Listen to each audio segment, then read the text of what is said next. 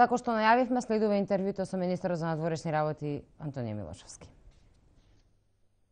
И вчера од Брисел, посредбата со премиерот Груевски, генералниот секретар на Алијансата ја прати пораката дека нема покус пат за членство. И покрај успесите постигнати и реформите, клучот што ќе ги отвори вратите и на ЕУ и на НАТО е решавање на спорот со името. Јас мислам дека било кој од нас, која би бил на позицијата генерален секретар на НАТО, би ја дал веројатно истата изјава и проценка.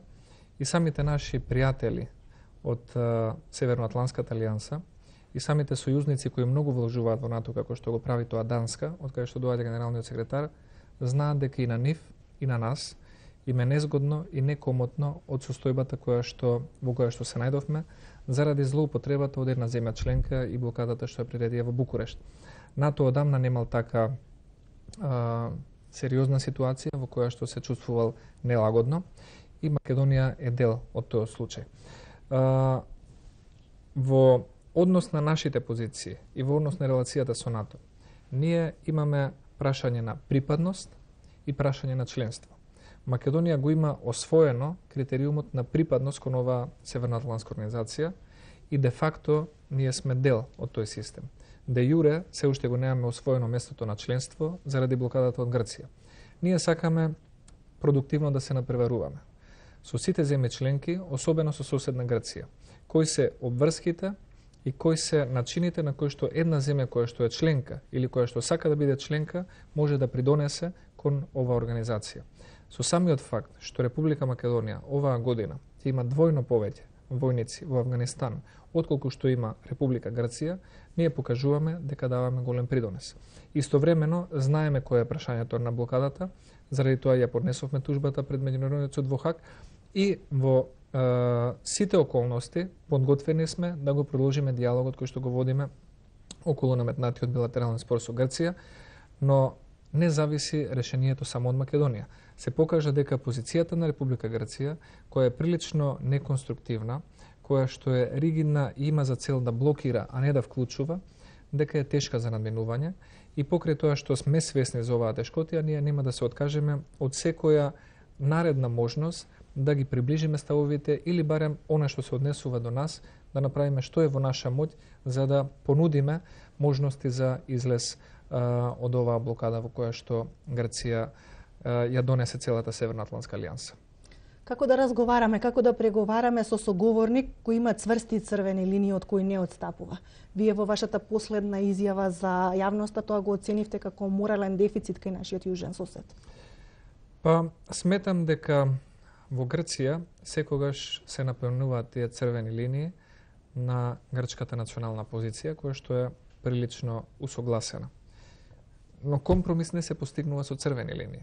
Компромис се постигнува ако имате желба тие линии да ја добијат бојата на компромисот.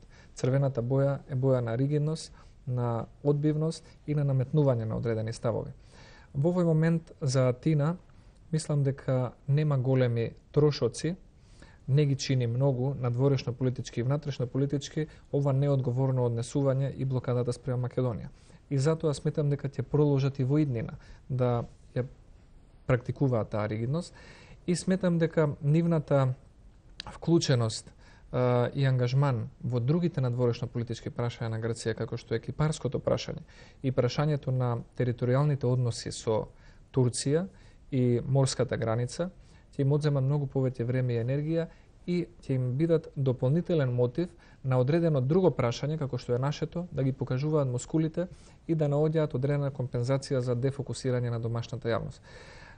Сметам дека Република Македонија треба да продолжи со своите силни аргументи. Аргументите се единственото вистинско, рационално и миролюбиво оружје кое што ние го имаме во нашите раце.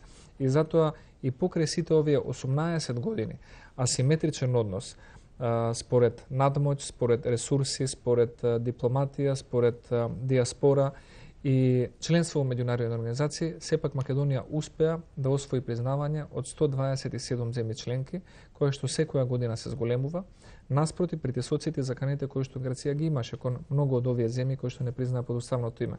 Мислам дека е добро што новите власти во Атина во најмала рака се согласуваат на директен диалог, тоа дава една мала можност, иако во досегашните средби забележавме дека имаме повеќе ракувања, имаме повеќе насмевки, но во суштина немаме некое реално поместување што може да ни биде показател дека Атина планира да биде малку пофлексибилна, односно во разговорите што ги имаме, целта да не биде блокирање, туку целта да биде решение.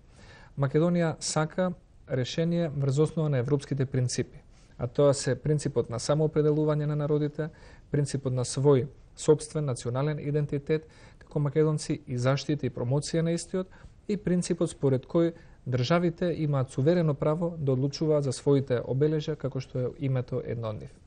Дали има најава за скорешна средба на медијаторот Немец со преговарачите? Нашиот амбасадор Јолевски е во честа комуникација со посредникот Метјо Немец. Ние ги цениме неговите напори. Човекот навистина има големо искуство и не е негова вина што и покрај толку напори досега не сме дошле до некој суштински напредок во разговорите со Република Грција, и нашата позиција и кон него и кон партнерите во Атина секогаш била дека ние сме на располагање.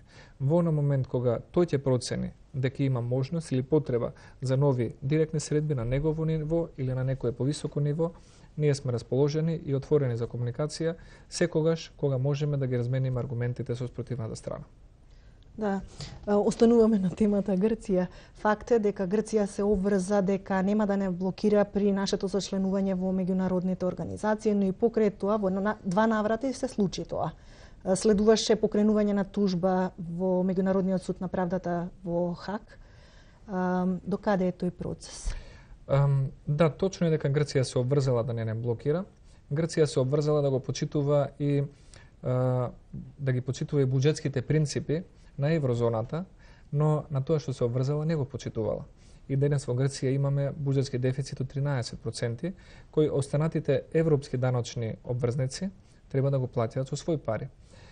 Значи, Грција не останала лојална, не ги почитувала обврските кои што ги превзела. Кога говориме за еврото и даночните пари на европјаните. Кога говориме за Македонија, како што спомнав пред некој ден, Грција се обврзала нас да не блокира под условите предвидени во времената спогодба, но не го прави тоа и во Грција може да се најде еден сериозен и длабок морален дефицит или демократски дефицит по однос на македонското прашање, со непочитувањето на времената спогодба, и ние како држава, која што превзела обврска да ја почитува времената спогодба, која што е ратификувана од нашето собрание, покренавме една тужба во Хаг со цел да ги заштитиме одредбите од оваа времена спогодба, кој е клучен документ во билатералните односи помеѓу Република Грција и Република Македонија. Оваа тужба е во процедура, сега наред е грчката страна да одговори на нашите тужбени докази со своји контрааргументи. Очекуваме да го испочитуваат рокот и тоа да се случи до 20 јануари, при што судот би требало да даде отприлика 1 месец или 2 месеци, време во кое што двете страни ќе одлучат дали ќе одат на втора рунда на пишани докази или ќе се оди директно на рочиште на соочување во судницата во, како што го нарекуваат, Светскиот суд на Обединетите нации во Хаг. Ние имаме добар адвокатски тим од домашни и надворешни познати стручњаци по меѓународно јавно право. Имаме добри аргументи и подготвени сме во овој процес да се вклучиме и да го истераме до крај. Затоа што сметаме дека правдата треба да биде задоволена не само заради себе си, туку и заради двете земји и времената спогодба која што мислам дека е документ, е еден меѓународно верификуван документ кој што ги определува и ги нормализира односите помеѓу Македонија и Грција во далечната 95 година.